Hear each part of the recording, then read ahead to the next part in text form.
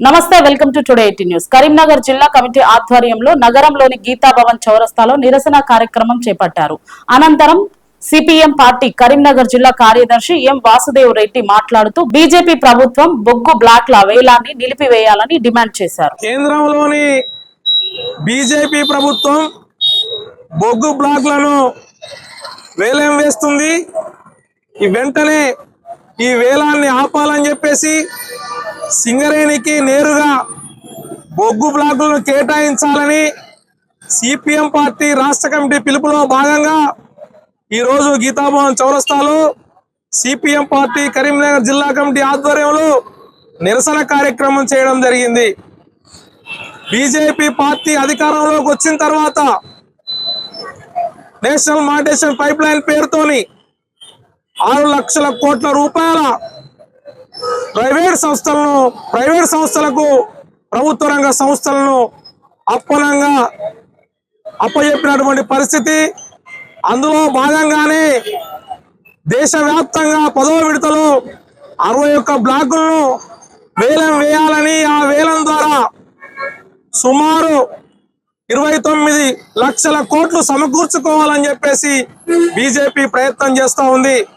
సాక్షాత్తు బొగ్గు గనుల శాఖ మంత్రిగా ఉన్నటువంటి తెలంగాణ ఎంపీగా ఉన్న కిషన్ రెడ్డి స్వయంగా హైదరాబాద్ లో బొగ్గు గనుల వేలాన్ని ప్రారంభించడం సిగ్గుచేటని చెప్పేసి సందర్భంగా తెలియజేస్తా ఉన్నాం.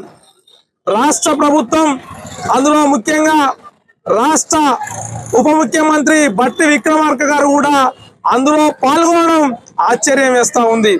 ఒకవైపు రాష్ట్ర ప్రభుత్వం ప్రైవేటీకరణ వ్యతిరేకమని చెప్తా ఉంది. కిషన్ రెడ్డి సైతం ప్రైవేటీకరణ చేయబోం సింగరేణి అని చెప్పేసి బుకాయిస్తున్నాడు.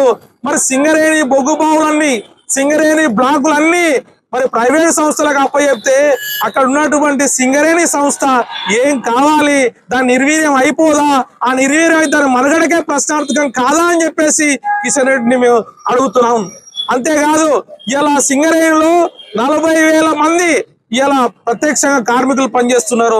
కాంట్రాక్ట్ కార్మికులు 26,000 మంది పనిచేస్తున్నారు. మొత్తంగా 66,000 మంది కార్మికులు అందులో పనిచేస్తా ఉన్నారు.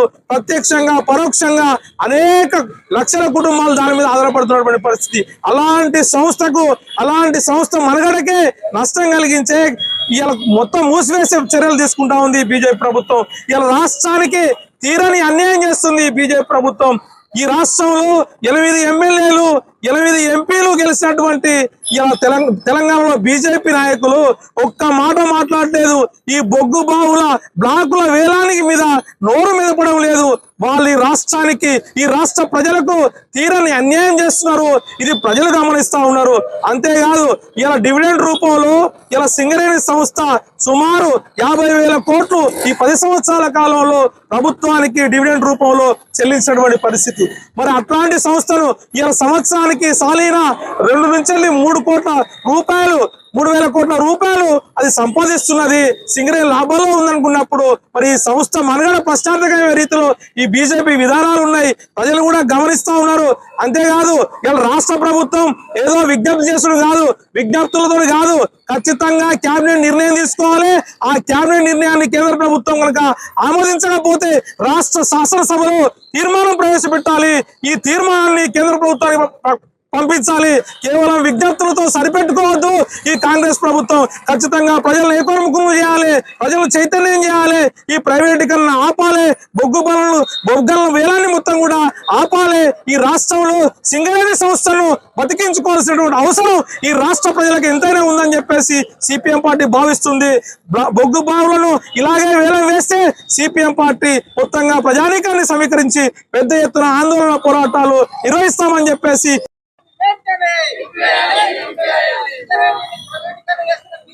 విధానాలు